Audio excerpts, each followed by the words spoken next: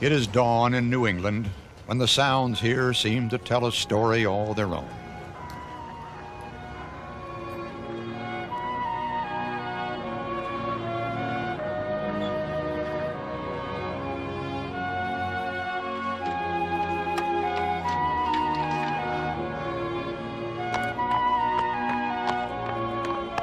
They are the sounds of history come to life, resonating in the morning air along Connecticut's Mystic River.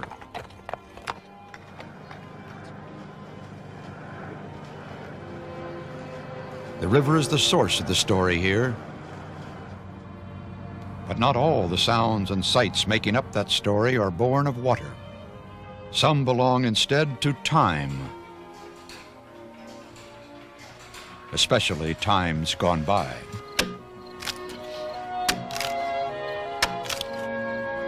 This place is about history and about the sea.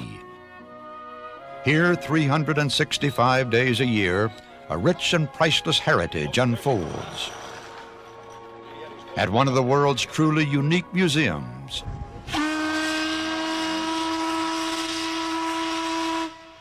Mystic Seaport.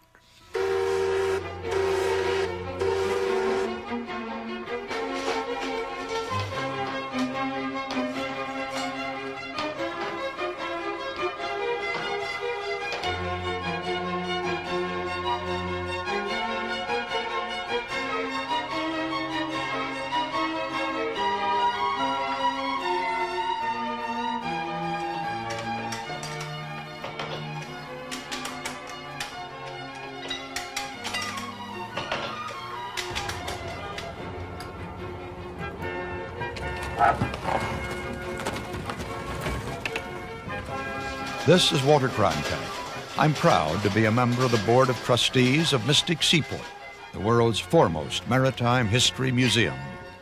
The more than 500,000 people who visit Mystic Seaport every year come here from all across America and all over the globe, drawn here for reasons as varied as the museum's vast collections. Some are scholars reveling in Mystic Seaport's wealth of information. Some are sailors themselves, captivated by the world's largest and most significant maritime collection. Some come to discover America's rich nautical heritage for the very first time. And some are drawn from our nation's landlocked heartland by the irresistible siren song of great oceans and adventures. But whatever their reasons for coming to the seaport, visitors discover far more here than meets the eye. Mystic Seaport represents a way of life shaped by the rigors of both New England and the sea. What is characteristic of Mystic Seaport is the deeply ingrained traditions and aspects of New England life that I think you only see in a place like this. And it's not just the ships and the people who sailed those ships, it's activities ashore, both the businesses ashore and life ashore. The things that you find in the American maritime tradition are some values that we all respect. Integrity is one, ingenuity, self-reliance is another. So any number of these values that we saw in the maritime past, we see here, we talk about them as part of the maritime past, but also the staff here is applying them to their day-to-day work, and the museum functions on those principles. Mystic Seaport is linked to the sea by its location on the Mystic River, 3 miles inland from Fisher's Island Sound and the Atlantic Ocean beyond. The surrounding town and region gained its nautical fame not by becoming a major port, but the site of one of this nation's most vigorous shipbuilding communities. The first vessel that we have record of being built on the Mystic River was in 1779. And it really wasn't until after the War of 1812 that shipbuilding really began to dominate along the river valley. In fact, it was from 1840 to about 1865 that peak years were reached. The population in Mystic in the mid-19th century was not more than 2,000 people. And yet, They were launching dozens of vessels every year from half a dozen sites.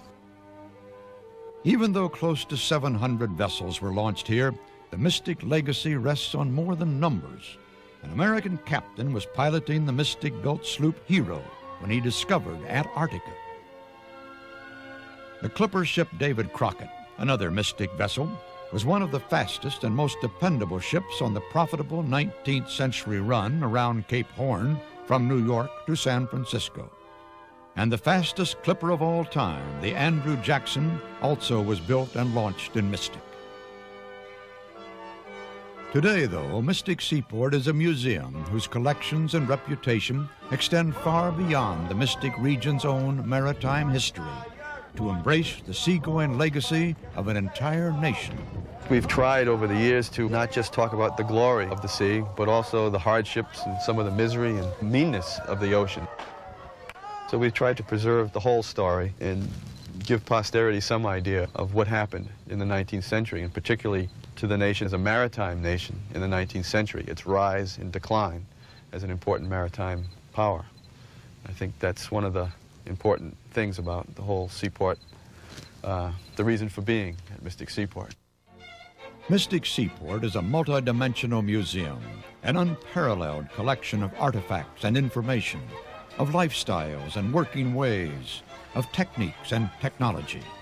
But for most visitors, the centerpieces of the Mystic experience are the historic vessels maintained on the museum's waterfront, inviting guests to come aboard for a first-hand encounter with the seagoing past.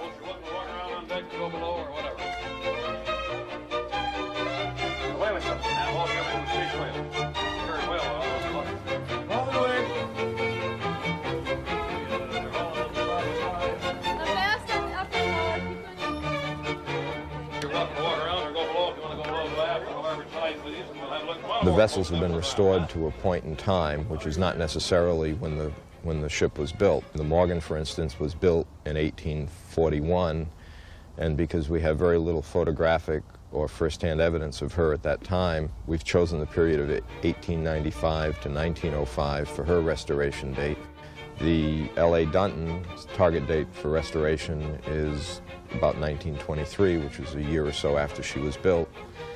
And we have a lot of evidence of her in that time period. Maintaining these proud ships in the water adds to the impact they have on visitors and to the amount of care the museum must lavish on them. All our ships and boats that are kept in the water require constant ongoing maintenance. The whole shipyard facility was developed to be able to do that without having to send the boats other places to be worked on. At sea, ships tended to have a lot of salt water that would be constantly going over them, so that the decks would have more of a tendency to stay swelled up and tight. One of the constant ongoing tasks that we face is caulking and recaulking decks and topsides. Several strands of oakum is driven in, and as the deck is exposed to the weather, it begins to swell a little bit, and that's really what makes the boat watertight. The caulking actually stiffens the boat up. Altogether, Mystic Museum spends more than $1 million a year maintaining its vessel collection, and in the process, maintaining many of the working traditions that were born during our nation's maritime era.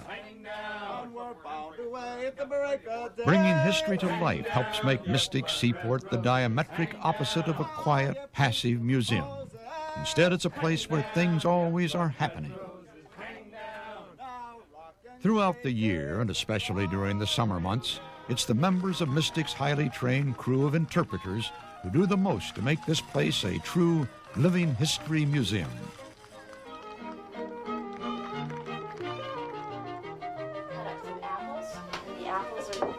Stuff with some cinnamon and some lemon, some nutmeg.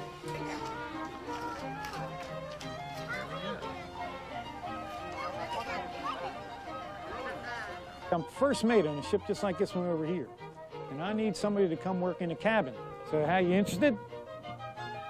Maybe. This is a freshwater bleach, the kind that originated in Europe. Or the figureheads carved out. An interpreter at Mystic Seaport comes here and gets a great fund of knowledge by reading.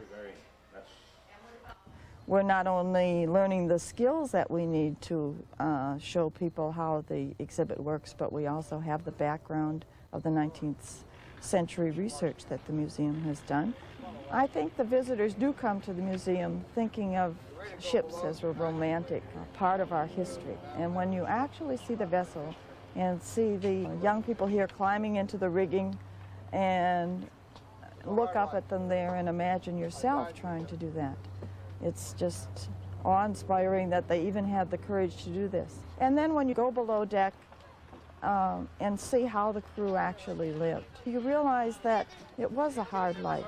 I have yet to find a person that say yes, they would sign on to the Morgan for a voyage after they've looked at the ship and seen what it involved. At Mystic Seaport, students of almost every age get a chance to experience the realities of maritime history. Some spend a night aboard a genuine 19th century vessel. Others spend a week at sea on board the classic schooner Brilliant.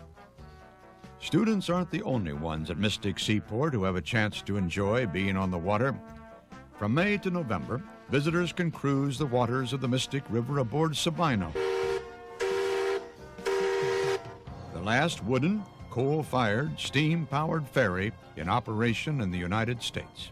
She's a symbol of one of the most important changes in the history of maritime industry worldwide: the transition from wind to steam propulsion.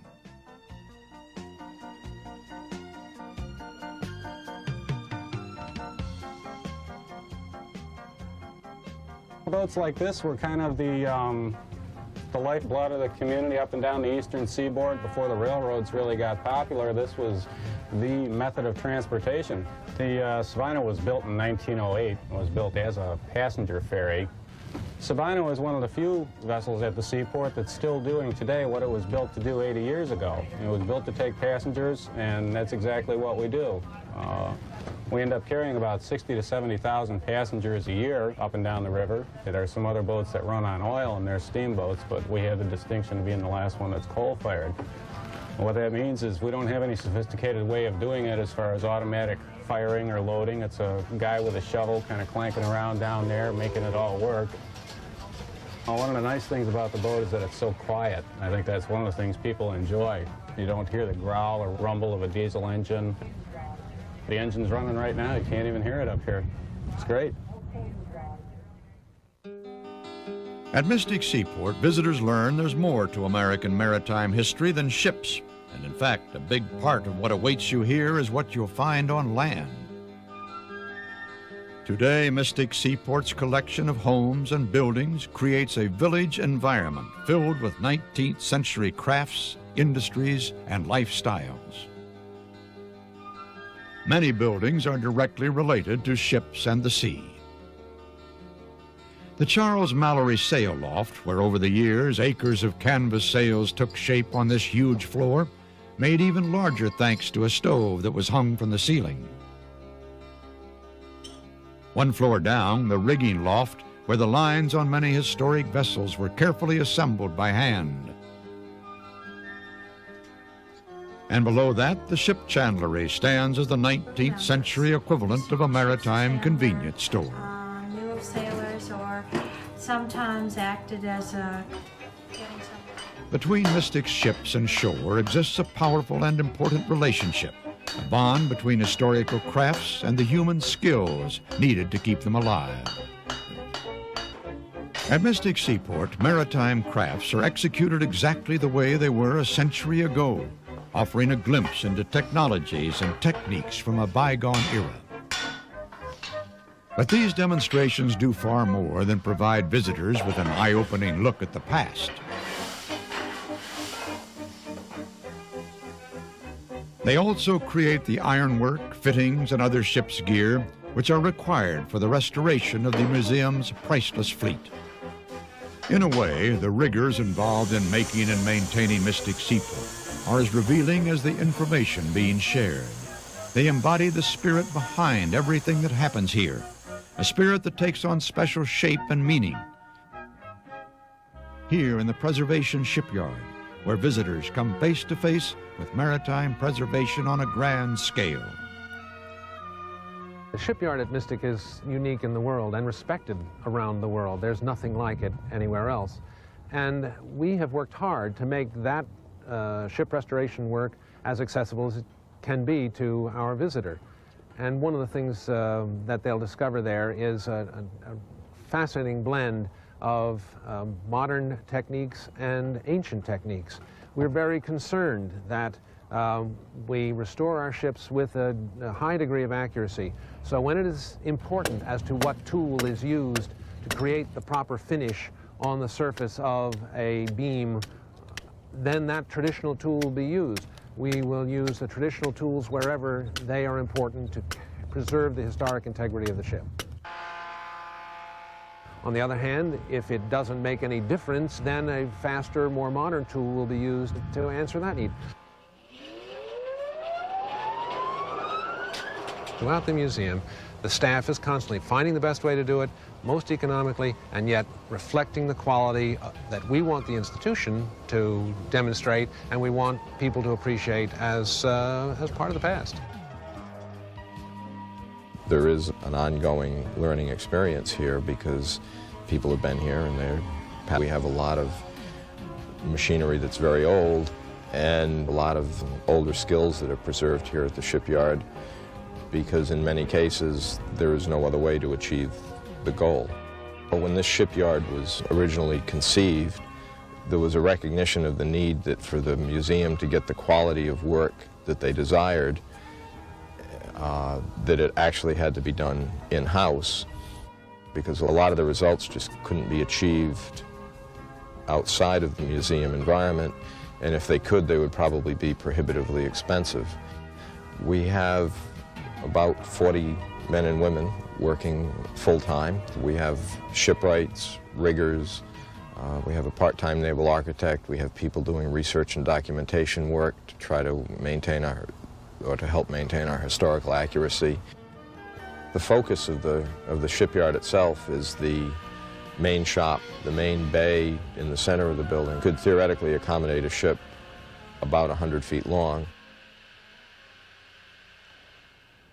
The lift dock is perhaps the key to our whole operation. Its capacity is 360 to 370 tons.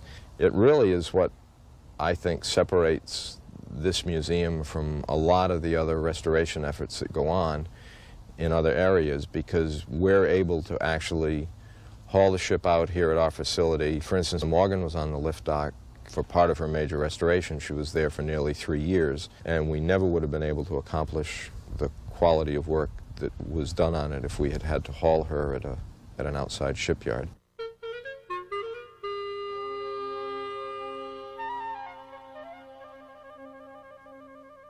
At the seaport, the past is brought to life in countless ways and sizes.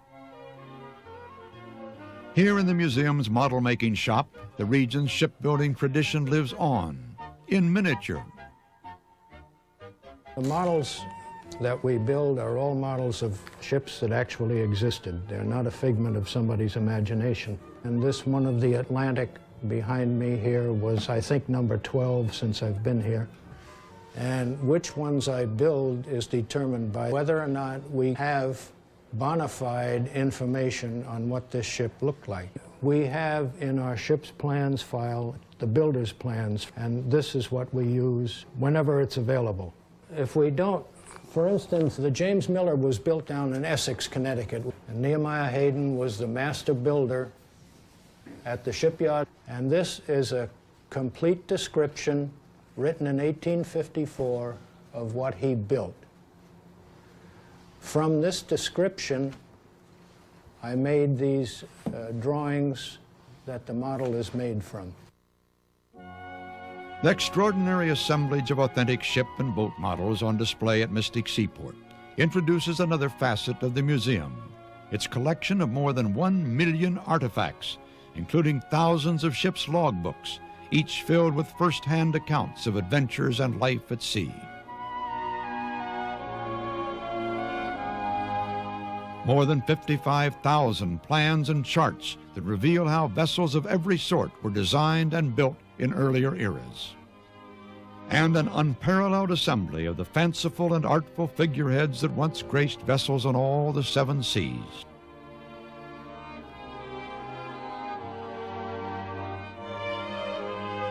In addition, Mystic Seaport is home to the Rosenfeld Collection, spanning over 100 years with more than 1 million separate images.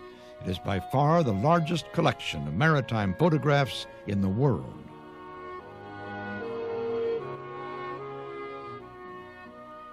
Beyond view is a complex of climate-controlled storage facilities where hundreds of thousands of other treasures are carefully maintained and cataloged.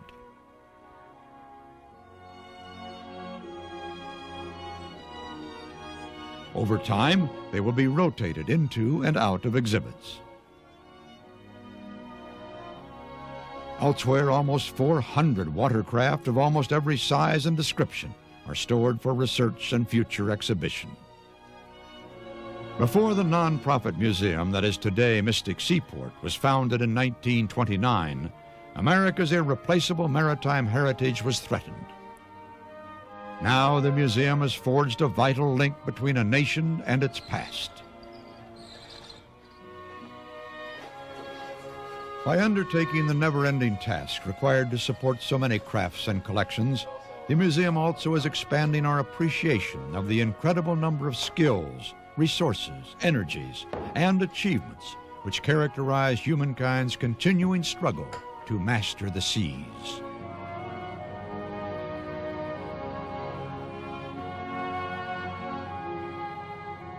As each day draws to a close at this timeless place, visitors depart with many memories of their unique experience here.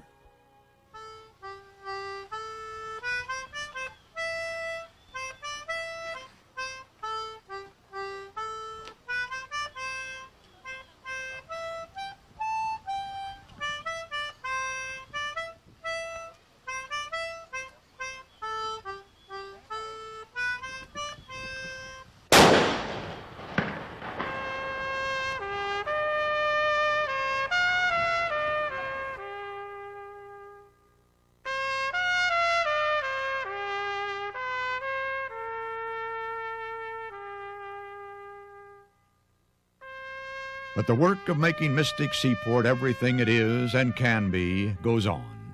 The library lights burn late into the night as students in Mystic Seaport's college program strive to increase their mastery of America's maritime heritage for the sake of the past and the future.